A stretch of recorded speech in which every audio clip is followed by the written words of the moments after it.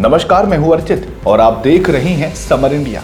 तो चलिए रुक करते हैं इस खास खबर की ओर।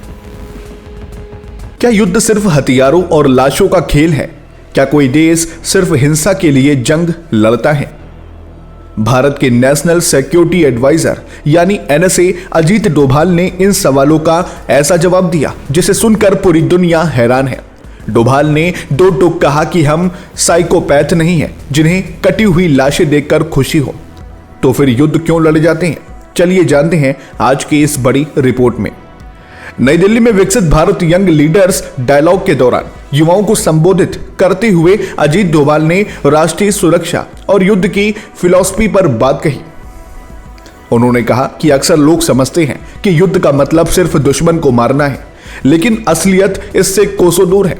डोभाल के मुताबिक युद्ध किसी देश की इच्छा शक्ति यानी नेशनल विल पावर के लिए लड़े जाते हैं। उनका कहना था कि हिंसा लक्ष्य नहीं बल्कि लक्ष्य है दुश्मन के हौसले को तोड़ना ताकि वो हमारी शर्तों पर झुकने को तैयार हो जाए। हमें लाशों या कटे हुए अंगों को देखकर कोई खुशी नहीं मिलती। युद्ध तब होता है जब एक देश दूसरे की इच्छा शक्ति को तोड़ना चाहता है। उन्होंने दुनिया में चल रहे मौजूदा संघर्षों का उदाहरण देते हुए कहा कि ताकतवर वो नहीं जिसके पास सिर्फ हथियार है, बल्कि ताकतवर वो है जिसका मनोबल अटूट है। अगर आपका मनोबल टूट गया तो दुनिया के सबसे बेहतरीन हथियार भी कचरा बन जाते हैं। सिर्फ युद्ध ही नहीं, डोभाल ने विकसित भारत पर भी बड़ा बयान दिया।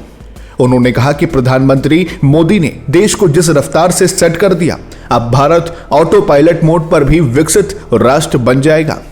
लेकिन असली सवाल यह है कि उस विकसित भारत को लीड कौन करेगा।